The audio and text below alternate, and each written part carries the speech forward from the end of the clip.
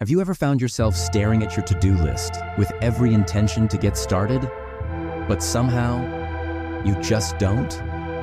And before you know it, hours, days, or even weeks have passed. It's not always about being lazy or careless. In fact, procrastination often happens because our brain's wiring is designed to prioritize immediate pleasure over long-term benefits. This is what psychologists call present bias. We choose short-term rewards over what we know is beneficial in the long run. For example, we know that studying for an exam is helpful in the long term, but we still prefer watching Netflix because its reward is immediate. And remember, this isn't just you. This is a natural process that many people experience. Now that we understand why procrastination happens, let's talk about some simple steps you can take to overcome it. Step 1. Break down your tasks. When we see a big project, it can feel overwhelming, making it easier to avoid. But if you split that task into smaller, manageable steps, you reduce the anxiety around it. Start with something simple. For example, if you're preparing for an exam, start by just reviewing one chapter or even just a few key points. Step 2. Set clear deadlines. Deadlines give us a sense of urgency, which is key to overcoming procrastination. But here's a trick.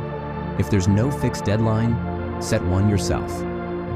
For example, if you need to finish a presentation, set a deadline to complete it by the end of the day.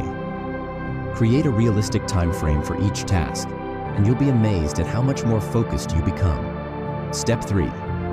Try the 5-minute rule. Tell yourself you'll only work on the task for 5 minutes.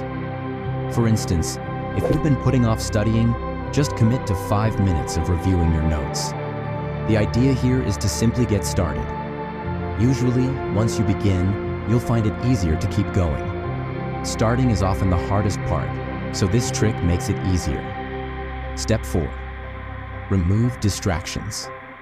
Let's face it, our phones, social media, and other distractions make it way too easy to procrastinate. For example, if you tend to get sidetracked by notifications, try putting your phone on silent or even in another room. Before you start, set your environment up for success.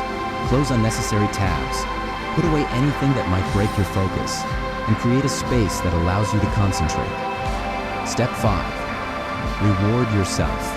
Rewards can be powerful motivators. For example, promise yourself a small treat, like a cup of coffee, 10 minutes of scrolling, or a quick walk outside after completing a task. This positive reinforcement trains your brain to associate finishing tasks with something enjoyable, making it easier to stay productive over time.